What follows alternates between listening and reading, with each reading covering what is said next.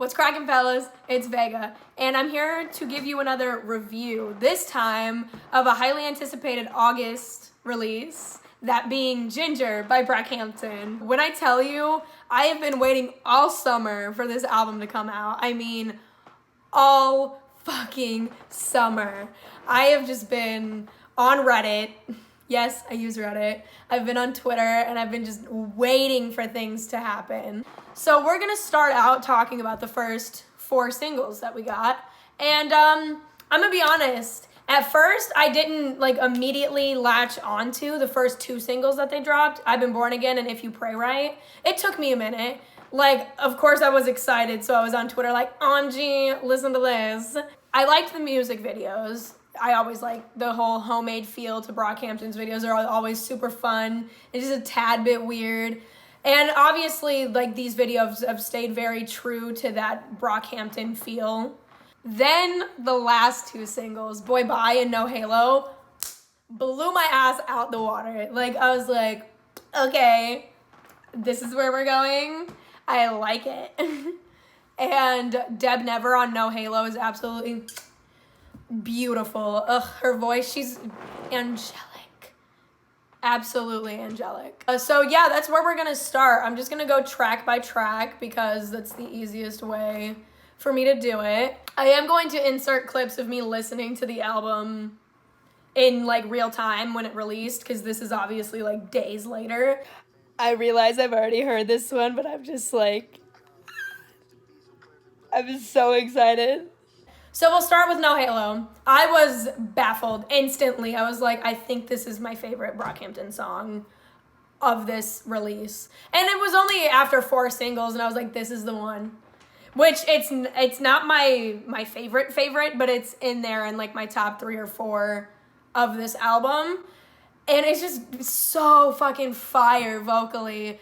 I love the way Matt comes in. I like the little twang that he's got. I love the construction of his verse and the way he the whole Montana, Atlanta, maybe I should just go mosey my ass over to your house. It's just, whoo, yes. And like I said, Deb Never, Angel, sent from above.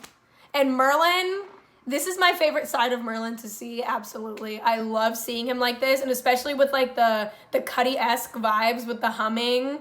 And this is one of my favorite verses of his. I like the honesty, and it's, I can relate. And just so good. I love the way that Joba rides the beat. He comes in and he's just lays it down. I like the way that Joba's verse goes into Bareface's vocals. Bareface's harmonies are just so, I was just waiting for them to have him sing. And then I heard No Halo and was like, hell yeah. Sugar, such a fucking summer banger. I absolutely love it. There's nothing bad I can say about it. And that's about as far into that one as I'm gonna get. But Heaven Belongs to You, I love Slow Tie's voice, first of all. And the way that they use the beat from If You Pray Right to close it out, I was like, oh shit, I know what this is. Wait, hold the fuck on. And then when it went from Heaven Belongs to You to St. Percy, I was a little bit confused, but I was also like, okay, keep it going. I get it. Ooh, St. Percy. I knew I was gonna love this song when I saw this snippet that Kevin put on his Insta Live, because Matt just comes in and he just murders it. He just absolutely kills that shit. And I was like, okay. I see what you're doing here. And Bareface rapping, that's all I'm gonna say. That's all that needs to be said. And then the way that Merlin comes in, when he's like, murder man, someone better hold me. I just temporarily lost the ability to breathe. Absolutely an 11 out of 10 track. Merlin came in with his whole chest. Everybody came in just ready to kill shit. Absolutely love it. Okay, so I totally expected them to address the whole thing with Amir somehow, but Dearly Departed absolutely just stunned me. I was not expecting to hear it like that. I wasn't expecting it was painful. Like, it's such a painful song to listen to. And it literally, I was just like dead silent because I was so shocked. And my whole body had goosebumps. Like, every time I listen to it still, it hits Dom's verse, and I just, like... I have goosebumps. My whole fucking body just goosebumps. And, like, it made me teary-eyed, and it's just crazy. Like, Joba's chorus is so beautiful. And then, I always relate to Matt. He talks about a lot of things that really, like, hit with me, and Matt's verse I really related to, and then Dom's verse, it's so palpable. You can feel how like upset and angry that he is, and I can't imagine what writing and recording that felt like. And then when you hear at the end, when you hear him like drop the mic or like throw something, you're just like, oh shit. And it was just like it was a lot, and I was not initially ready to be hit with it like that. I hope that was cathartic for them, because it just, like, you can feel all of it. And it's so, like, it's, like, jarring, honestly. And then Ginger, the title track, it sounds like one of those songs that you listen to with the windows down with your friends when you're driving around during the summer. And then you really tune into the lyrics, and it's this, like, weird juxtaposition between the beat and the lyric. Matt comes in, and he's like, tell me goddamn what God made me for. I don't even love no more. I don't even trust no more. And you're just like, this beat is like, and then his verse is like, you know, like, because I listened to it the first time, and I was like, yay, this is so summery and cute. I love it. And then I actually, like, looked up the lyrics on Genius, and I was like, typical Brockhampton, here with this, like, summery-ass, cute-ass song. And then I'm, like, thinking about shit, you know? Big Boy is my favorite song on the album.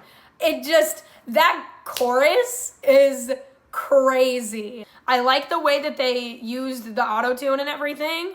Joba's verse was another one of those that just, like, stunned me into silence. I was like, he came in. But Sarah texted me, and she was like, Big Boy is, like, Joba's Jover on this album. And then Bareface comes in, and I love that verse. That verse is fantastic. Love Me for Life hit me hella left field, because we got that snippet that was Merlin's verse and then Bareface's part. But then when you hear it, Kevin comes in and starts the song, and you're just like, whoa, what?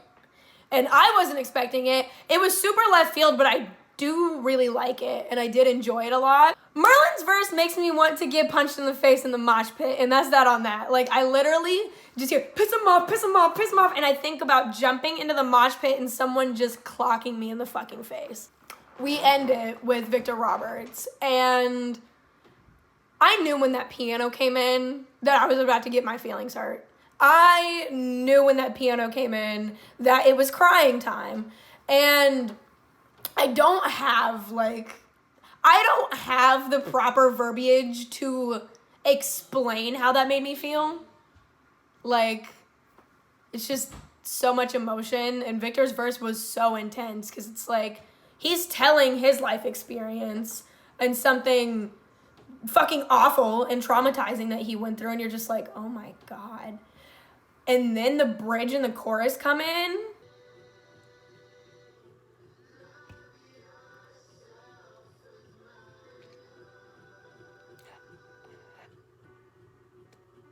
I am speechless.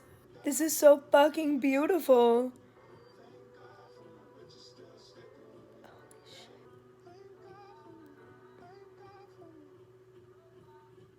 And it's just time. Like, Ryan Beatty killed that. Ryan Beatty absolutely killed that.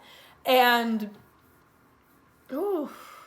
just another one of those, like, full goosebump songs. Like, and I was not ready. And now every time I listen to that song, I fucking cry. But no, it did. It gave me full body chills. It, like, made me teary. I also want to say that everyone really fucking brought it, this album. Everybody, like, said their piece in their own way. Yeah, they all, like, shined in their own way, and they were all so bright on this album. Like, everybody I feel like got their time and absolutely said what needed to be said. And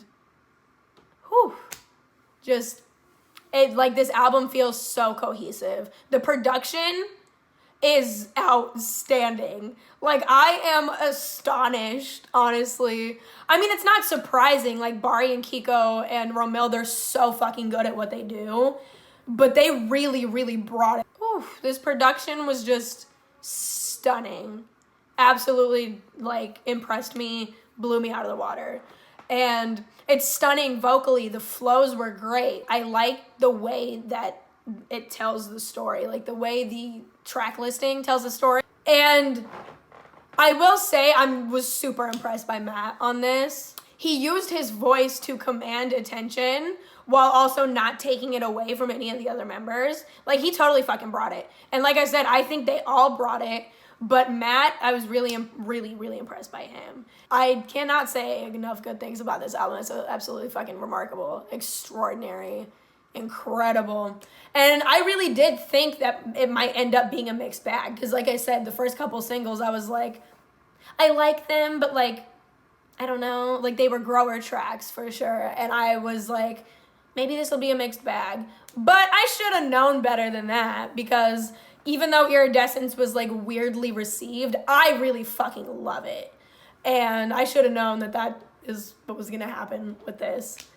But my favorite tracks at the moment are Big Boy, No Halo, Dearly Departed, and Victor Roberts. I think solidly those are probably gonna stay my favorites, but St. Percy can be an honorable mention there, because holy fucking shit, that it goes. Bareface's tweet was so funny. He was like, St. Percy sounds like Black Air Force Ones, and I don't think there's any other way to describe that. So that's fucking hilarious. I love that. A lot of the verses really hit with me. Matt's verse in Dearly Departed really landed on the nail. And then when Kevin said trauma got me fucked up, my mama got me fucked up, I was like, bruh, I feel you. And Big Boy, when Joe was like, lost my way trying to change for the wrong crowd, I feel it. And I said Merlin's verse on No Halo, sent it. Yeah, so that is my review of Ginger by Brockhampton. Totally check it out. It's 35 minutes, 12 tracks. It is great. I really enjoyed it. I think they did so well. I think it really stands for where they're at right now. So that's it for me this time. I'll be back next week with something different. Thanks for your time. Peace out, homies.